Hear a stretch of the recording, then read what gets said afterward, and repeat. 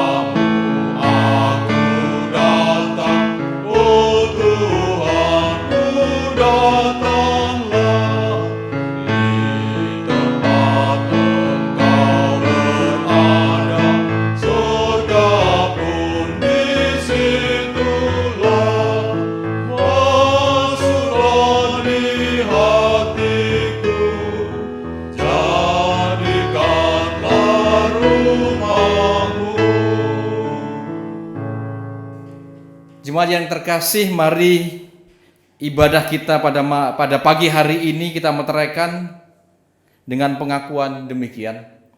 Pertolongan kita adalah dalam nama Tuhan, Allah yang menjadikan langit dan bumi. Kasih karunia dan rahmat dari Allah Bapa menyertai saudara. Menyertai saudara juga.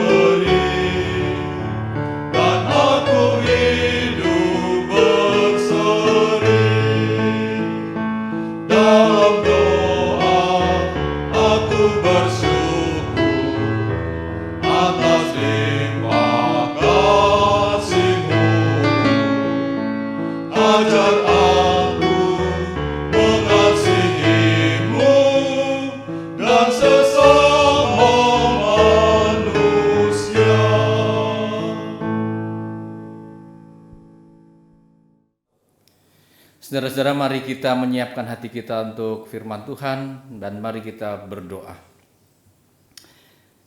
Ya Tuhan, hikmat-Mu mengatasi segala sesuatu. Hanya dengan hikmat-Mu kami mampu berjalan menuju arah yang benar. Saat ini kami menyiapkan seluruh indera kami untuk menyambut firman-Mu. Bersabdalah dan jadikanlah kami diliputi damai sejahtera-Mu. Amin. Saudara-saudara, firman Tuhan pada kesempatan ibadah pada pagi hari ini Diambilkan dari Roma 12 ayat 9 sampai dengan ayatnya yang ke-21. Yang bagian ini oleh Lembaga Alkitab Indonesia diberi judul Nasihat untuk Hidup dalam Kasih. Demikian firman Tuhan. Hendaklah kasih itu jangan pura-pura. Jauhilah yang jahat dan lakukanlah yang baik. Hendaklah kamu saling mengasihi sebagai saudara dan saling mendahului dalam memberi hormat. Janganlah hendaknya kerajiananmu kendor, biarlah rohmu menyala-nyala dan layanilah Tuhan. Bersukacitalah dalam pengharapan, sabarlah dalam kesesakan, dan bertekunlah dalam doa. Bantulah dalam kekurangan orang-orang kudus, dan usahakanlah dirimu untuk selalu memberikan tumpangan. Berkatilah siapa yang menganiaya kamu, berkatilah dan jangan mengutuk. Bersukacitalah dengan orang yang bersukacita, dan menangislah dengan orang yang menangis. Hendaklah kamu sehati sepikir dalam hidupmu bersama. Janganlah kamu memikirkan perkara-perkara yang tinggi, tetapi arahkanlah dirimu kepada perkara-perkara yang sederhana. Janganlah menganggap dirimu pandai. Janganlah membalas kejahatan dengan kejahatan. Lakukanlah apa yang baik bagi semua orang. Sedapat-dapatnya, kalau hal itu bergantung padamu, hiduplah dalam perdamaian dengan semua orang. Saudara-saudaraku yang kekasih, janganlah kamu sendiri menuntut pembalasan, tetapi berilah tempat kepada murka Allah, sebab ada tertulis, pembalasan itu adalah hakku, akulah yang akan menuntut pembalasan, firman Tuhan. Tetapi jika seterumu lapar, berilah dia makan. Jika ia haus, berilah dia minum. Dengan berbuat demikian, kamu menumpukan bara api di atas kepalanya. Janganlah kamu kalah terhadap kejahatan, tetapi kalahkanlah kejahatan dengan kebaikan. Demikianlah sabda Tuhan. Saudara-saudaraku yang kekasih, firman Tuhan pada hari ini mengajar kita tentang bagaimana sesuatu yang seharusnya dilakukan oleh orang yang sudah memiliki identitas baru, yaitu sebagai pengikut Kristus atau biasa disebut dengan Kristen. Nah, berkaitan dengan itu, saya mau mulai dengan sesuatu yang kaitannya dengan citra. Citra itu penting, image itu penting. Penting bagi saya, penting bagi Bapak Ibu, penting bagi semua orang. Bahkan demi citra, demi image, orang selalu berusaha untuk menampilkan yang baik dan terbaik. Menariknya bahwa sekarang ini, demi image bahkan, orang berusaha menampilkan sesuatu yang justru itu bukan dirinya. Demi image, mereka menampilkan sesuatu yang lain sama sekali daripada kepribadiannya, daripada karakternya, daripada yang diyakininya, daripada yang dilakukannya sesungguhnya di kehidupan kesehariannya.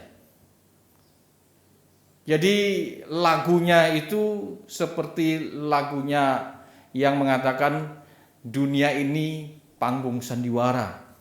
Semua orang memerankan perannya. Ada yang peran berpura-pura, ada yang peran sewajarnya. Dan saat ini yang penting kita catat adalah bagaimana kita memerankan peran kita sebagai Kristen, sebagai pengikut Kristus. Firman Tuhan mengatakan di sana, hendaklah kasih itu jangan pura-pura. Ini sebuah catatan bagi kita. Bagaimana seorang Kristen hendaknya melakukan kasih, mewujudkan kasih itu bukan karena image, supaya kita tampil seakan-akan baik, dikenang baik, dilihat baik, terkenal baik di hadapan orang. Tetapi kasih itu adalah bentuk yang sesungguhnya muncul dari respon kita karena kita sudah punya identitas yang baru. Identitas sebagai murid Kristus, pengikut Yesus Kristen. Karena kita mendengarkan apa yang disabdakan Tuhan, karena kita mempraktekkan apa yang diteladankan Tuhan. Itu yang terpenting saat ini. Image dibangun bukan karena sebuah sandiwara. Image dibangun karena itulah yang sesungguhnya ada dalam diri kita. Karena nilai kasih itu memang sungguh-sungguh hidup dan kita hidupi di dalam hidup kita. Sehingga image itu terbangun dengan sendirinya, bukan dibuat-buat atau direkayasa. Ini menjadi kritik bagi kita semua. Kritik bahwa dalam prakteknya saat ini kita melihat ada banyak cerita, apalagi di dalam rangka entertainment, di berita-berita infotainment, image itu dibangun dengan macam-macam rekayasa, sehingga image itu akan terbangun sedemikian rupa sesuai dengan maksud dari sang sutradaranya. Tidak demikian bagi kita. Yang kita bangun bukan image yang direkayasa. Yang kita bangun adalah hidup di dalam iman, hidup yang sesuai dengan panggilan kita, hidup yang sesuai dengan iman, dengan ajaran Tuhan Yesus yang kita praktekkan. Dan itulah yang menjadi catatan kita pada hari ini. Bagaimana mempraktekannya? Rasul Paulus menunjukkan beberapa contoh yang layak juga kita perhatikan. Hendaklah kamu saling mengasihi sebagai saudara. Kalau kita bandingkan ayat ini dengan Alkitab berbahasa Indonesia tetapi yang menggunakan bahasa sehari-hari, di sana dikatakan, hendaklah saudara-saudara saling mengasihi satu sama lain dengan mesra seperti orang yang bersaudara dalam satu keluarga. Jadi kasih itu seperti kita itu punya ikatan darah. Dipraktekkan kepada orang lain, kepada sahabat kita, teman kita, seperti kita mempraktekannya kepada saudara kandung, sedarah keluarga kita. Kita bisa membayangkan kan, bagaimana kalau kita mewujudkan kasih kepada saudara-saudara sekandung. Baginya kita akan berikan apa yang bisa kita berikan. Demikian juga kasih kepada yang lain. Rasul Paulus mengajarkan kepada kita, kasih itu laksanakanlah seperti itu. Seperti engkau mengasihi adikmu, seperti engkau mengasihi kakakmu, seperti engkau mengasihi ayahmu, seperti engkau mengasihi ibumu dan saudara satu keluargamu. Dan banyak contoh berikutnya, seperti mendahului memberi hormat dan seterusnya. Saya menangkap dari Rasul Paulus ini satu pesan bahwa kasih itu bukan sesuatu yang bisa begitu saja muncul, tetapi kasih itu akan menjadi nyata ketika kita mempraktekkannya. Artinya ada sebuah proses di mana kasih itu akan menjadi lebih besar ketika kita mulai mempraktekkannya. Tidak bisa kita tiba-tiba menjadi kasih seperti ini. Jarang sekali yang seperti itu, walaupun ada mungkin. Tapi melalui proses sedikit demi sedikit. Ada selayaknya seperti orang sedang berlatih. Jadi mengasihi itu seperti selayaknya orang berproses berlatih mengasihi, dilatih terus. Jadi kasih harus kita latih dengan praktek. Bukan kita latih hanya dengan bicara atau wacana. Dan selanjutnya, ketika kita melihat kepada firman Tuhan, kasih itu bukan hanya berhenti pada mengasihi dalam rangka saudara terdekat atau kemudian kita praktekkan kepada teman-teman dekat kita, tetapi juga kemudian praktek yang nyata. Ya. Praktek nyatanya itu bukan hanya lingkup orang yang kita kenal dan senangi atau baik kepada kita. Selanjutnya justru bahwa kasih itu mestinya mampu melampaui semua itu. Bahkan kasih itu mestinya melampaui, mengatasi persoalan-persoalan yang membuat ada gap, ada persoalan dengan yang lain. Di situ katakan kasih itu mestinya melampaui perseteruan. Kalau ada seterumu berbuat gini, engkau harus membalasnya dengan kasih. Jadi ini yang juga menarik untuk kita perhatikan, bahwa apa yang disampaikan Rasul Paulus ini sesungguhnya ajaran Tuhan Yesus betul.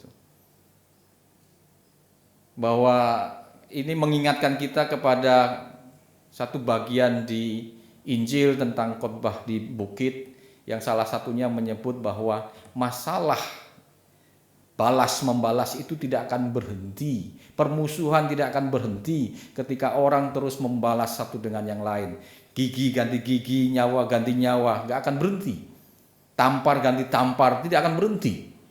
Tuhan Yesus mengajarkan ini akan berhenti ketika engkau diperlakukan buruk tetapi engkau membalasnya dengan perlakuan yang sebaliknya.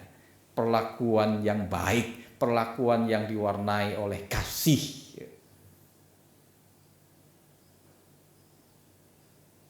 Jadi dalam konteks ini kita melihat kembali bahwa ternyata apa yang harus kita praktekkan mestinya itu sebuah kenyataan yang memang berangkat dari iman kita.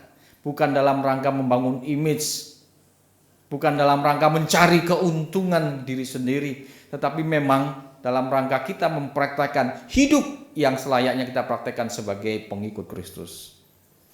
Dan yang kedua menarik dari sini adalah bahwa apa yang disampaikan ini memberi harapan akan kehidupan yang baru. Harapan di mana kehidupan itu akan bisa diwarnai dan dihidupi oleh damai sejahtera karena ada kasih yang dipraktekkan, ada pengampunan yang dinyatakan, sehingga permusuhan tidak diteruskan dengan permusuhan, tetapi justru permusuhan dihentikan, dipadamkan dengan perwujudan perbuatan baik yang didasarkan pada kasih. Bukankah ini sebuah harapan? Harapan untuk mewujudkan kehidupan yang lebih baik, kehidupan yang diwarnai, saya kira seperti kehidupan yang menghadirkan tanda-tanda kerajaan Allah di mana ada damai sejahtera untuk kita semua. Kita bisa berjalan kemana saja dengan siapa saja, bertemu dengan dan berbincang dengan akrab dengan semua orang tanpa ada kecurigaan, tanpa ada ketakutan. Kita bisa melakukan ini dan itu bersama dengan orang tanpa batas-batas yang membuat kita seakan-akan berbeda dan dipinggirkan atau yang lain dipinggirkan. Ini memberi harapan bagi kita akan adanya transformasi dan kehidupan menjadi kehidupan yang baru, kehidupan yang boleh kita idamkan menjadi kehidupan yang nyata, kehidupan yang benar-benar bisa kita nikmati, bukan sebagai sebuah wacana yang diidealkan, yang diidamkan, tetapi sebuah kenyataan yang boleh kita nikmati. Oleh karena itu, sekali lagi pesan dari firman ini mendorong kita semua, mari sebagai Kristen, sebagai pengikut Kristus, semangatlah dan teguhlah untuk memberlakukan apa yang menjadi ajaran firman Tuhan. Rasul Paulus mengingatkan kembali kepada kita, hendaklah kasih itu jangan pura-pura. Lakukan kasih itu sebagai nilai semangat dari iman kita, iman kepada Kristus, teladan Kristus yang kita praktekkan dalam hidup kita. Kita bebaskan diri kita untuk hanya sekedar membangun image, membangun citra yang sebenarnya itu adalah ilusi, yang sementara, yang tidak nyata. Mari kita bangun kehidupan yang sesungguhnya, bahwa inilah kepribadian kita, karakter kita. Karakter murid-murid Yesus, pengikut Yesus. Kasih adalah satu bagian yang tak terpisahkan dari itu semua. Kasih adalah indikator nyata dari kehidupan baru, identitas baru kita sebagai pengikut Kristus, murid Kristus. Selamat berjuang dan mempraktekkan firman Tuhan. Tuhan menyertai saudara dan kita semua. Amin.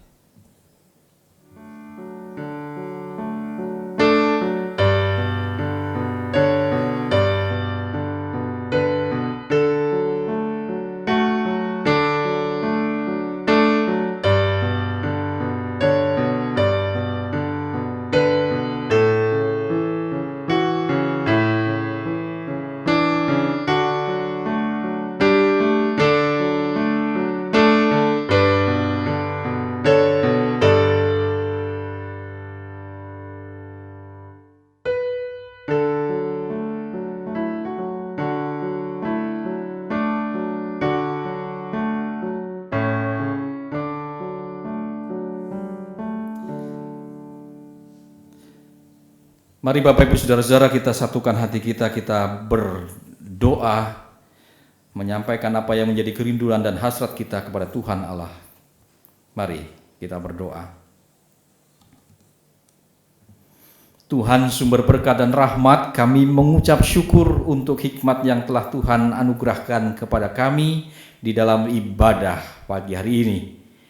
Kami bersyukur karena kami diingatkan kembali akan identitas kami sebagai Kristen, diingatkan kembali bahwa sebagai Kristen mestinya dihidupi oleh roh. Salah satunya adalah roh kasih yang dipraktekkan, yang dinyatakan bukan dalam rangka membangun citra supaya kami disukai, supaya kami terlihat baik, tetapi sebagai karakter dan kepribadian kami. Tolong kami Tuhan, karena kami tidak mampu mempraktekkan itu tanpa pertolongan-Mu. Dan saat ini juga kami berdoa bagi saudara-saudara kami yang saat ini dalam keadaan susah karena kekurangan. Kami mohonkan Tuhan, kiranya berkat-Mu mengalir mencukupi mereka.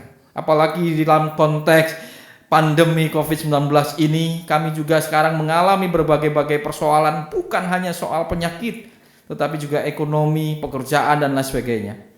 Kami rindu pertolongan Tuhan supaya kami dikuatkan. Kami rindu pertolongan Tuhan supaya kami dimampukan menghadapi segala sesuatunya. Kami rindu pertolongan Tuhan supaya kami berhikmat dan menemukan cara-cara baru untuk bertahan dalam kondisi seperti ini dan memenangkan pergumulan kami seperti ini. Kami berdoa untuk saudara-saudara kami yang saat ini sedang dalam keadaan sakit. Sakit karena berbagai-bagai penyakit, juga karena mereka yang menderita positif COVID-19. Kami rindu untuk kesembuhan mereka dan kami memohonkan kehadirat-Mu. Kiranya Tuhan mengulurkan tangan Tuhan supaya memberkati mereka dan memberikan kesembuhan, kepulihan atas mereka semua. Biarlah mereka bersukacita dan kami juga bersukacita karena kesembuhan itu, karena kepulihan itu. Biarlah juga setiap hamba-hamba Tuhan yang melayani dan memperjuangkan kesembuhan mereka juga bersukacita, karena mereka boleh menjadi bagian kepanjangan tangan Tuhan untuk menghadirkan kesembuhan dan kepulihan yang mereka sungguh-sungguh rindukan dan harapkan, perjuangkan. Hari ini juga kami berdoa untuk para pemimpin kami, baik pemimpin-pemimpin agama, pemimpin-pemimpin organisasi non-pemerintah, dan pemimpin-pemimpin di pemerintahan. Kami mohon kiranya hikmat Tuhan membuat kami mampu bersatu hati untuk terus berjuang bersama-sama, bergandeng tangan, mengatasi segala pergumulan yang tengah hadir melanda kami semua. Karena tanpa kesatuan ini, kami akan mengalami ini lama dan sulit untuk kami atasi. Kami percaya Tuhan, Engkau hadir, Engkau mau satukan kami untuk menjadi satu hati, memperjuangkan kebaikan bagi bangsa dan negeri ini. Kembali sekali lagi Tuhan, kami juga berdoa untuk bangsa-bangsa lain di berbagai belahan bumi. Ada banyak pergumulan di sana sini, dan kami rindu Engkau juga hadir memberikan berkat-Mu supaya pergumulan-pergumulan ini teratasi, supaya masalah-masalah ini segera selesai, supaya pertikaian di mana-mana dihentikan dan perdamaian muncul di mana-mana, tumbuh berkembang di mana-mana. Sehingga dunia ini, bumi ini menjadi bumi damai sejahtera yang diwarnai cinta kasih Tuhan. Dan apa yang baik boleh kami nyatakan satu terhadap yang lain dalam kasih dan sukacita. Inilah syafaat kami, inilah doa permohonan kami. Kami angkat, kami haturkan kehadirat-Mu dalam nama Yesus Kristus, yang juga mengajar kami berdoa demikian. Bapa kami yang ada di sorga, dikuduskanlah nama-Mu, datanglah kerajaan-Mu, jadilah kehendak-Mu di bumi seperti di sorga.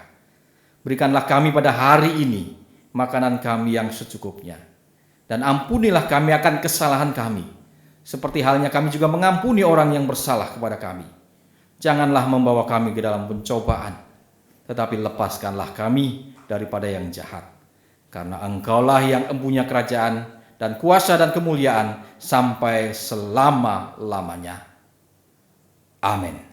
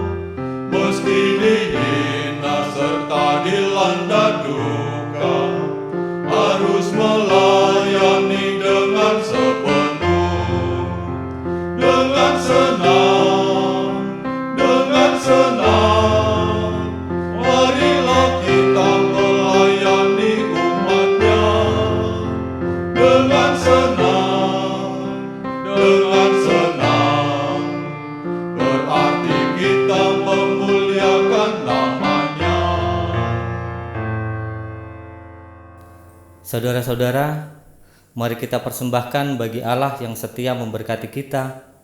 Mari kita menyatakan syukur kepadanya yang telah memenuhimu dengan kebaikan dan rahmat.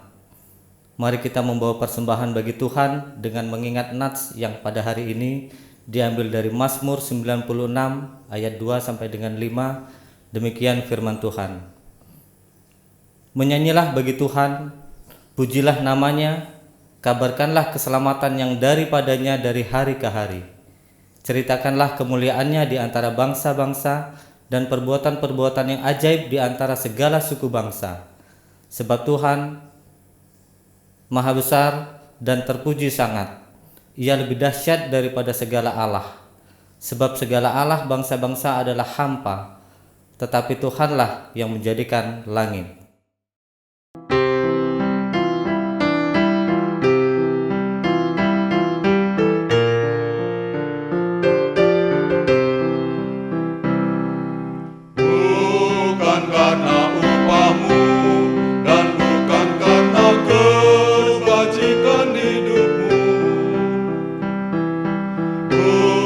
Persembahanmu dan bukan pula hasil perjuangan.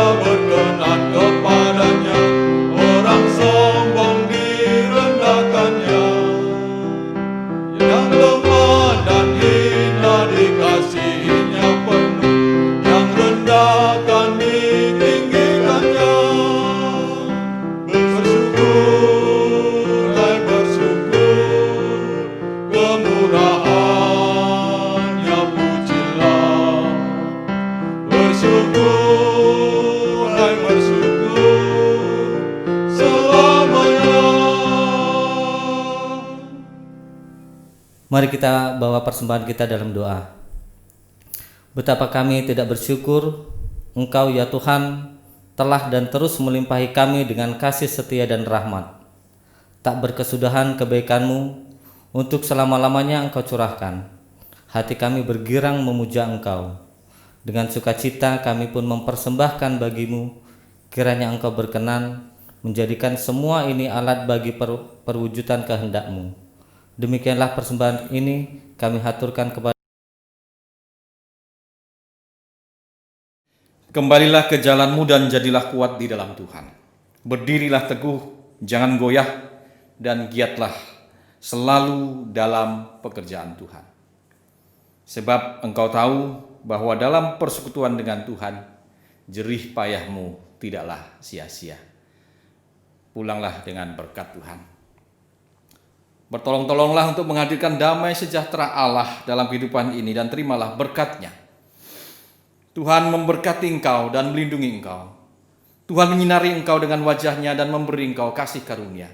Tuhan menghadapkan wajah-Nya kepadamu dan memberi engkau damai sejahtera kini dan selamanya dalam Bapa, Putra, dan Roh Kudus.